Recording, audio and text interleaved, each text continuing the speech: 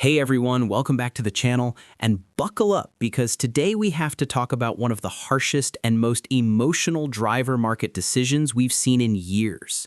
Yuki Tsunoda, the guy who burst onto the scene in 2021 with that unbelievable Bahrain debut, the guy who scored points on debut, swore creatively on team radio, and became the first Japanese driver in forever that we all thought could fight at the very front, has just been dropped from the Red Bull race lineup for 2026. He's not going to another team yet. He's not been loaned out. He's been officially moved to reserve driver for both Red Bull teams. Liam Lawson and the young Frenchman Isack Hadjar will be the two Racing Bulls drivers next year, and Yuki, after 95 Grand Prix starts, is on the bench. Let's be honest, most of us saw something coming. The writing was on the wall ever since Singapore last year when Red Bull decided to replace Daniel Ricciardo mid-season with Liam Lawson, but I think very few of us thought they would actually go all the way and sideline Yuki completely. So how on earth did we get here? Cast your mind back to 2021, Yuki arrives as the fiery, super-fast rookie handpicked by Honda, backed massively by them because he was their great Japanese hope for the future. He out-qualifies Gasly in Bahrain, scores points straight away, and Helmut Marko is calling him a once-in-a-generation talent. Fast forward through the ups and downs, the radio rants, crashes, but also some absolutely brilliant drives, and by the end of 2024, Red Bull are still saying publicly that he's in their long-term plans. Yet every single year, the contract is only 12 months. Every single year, there's a new rookie in the academy breathing down his neck. And every year, Yuki has to prove himself all over again. 2025 was supposed to be the year everything clicked. New car, more experience, Honda power in the back for one last season before they leave for Aston Martin, and Yuki starts the year on fire. P6 in Australia, fights with the Aston Martins, looks comfortably the best of the midfield. For the first 8 races, he's easily outperforming Daniel Ricciardo. But then Lawson comes in and suddenly the narrative changes. Red Bull keeps saying it's not a shootout, it's not a direct comparison, but we all know that's nonsense. From the moment Liam scores points in his third race back, the pressure on Yuki becomes unbearable. And here's where it really hurts if you're a Yuki fan, because the head-to-head stats by the end of 2025 are brutal. Liam Lawson beat him 13-9 in races, 15-7 in qualifying, and had a 112-68 points gap.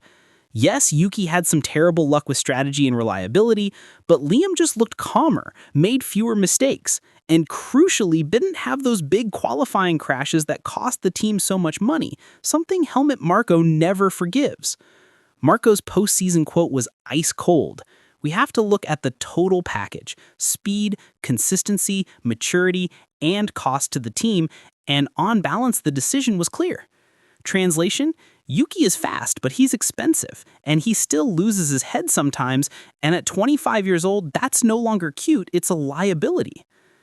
There's also the bigger picture. Red Bull are losing Honda power after 2025, so the political pressure to keep a Japanese driver disappears overnight.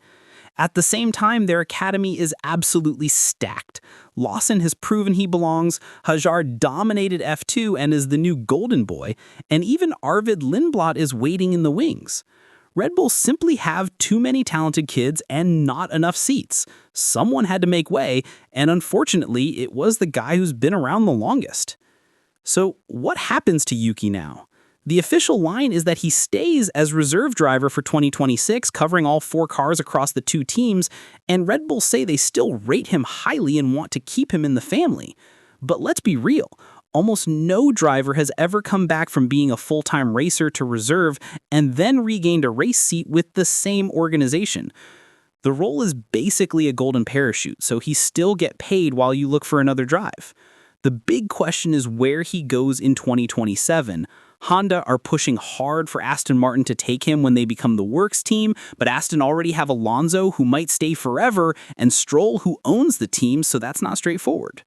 There's talk of the new Cadillac project that joins in 2026. They want a big name for the American market, but also Japanese backing would be useful.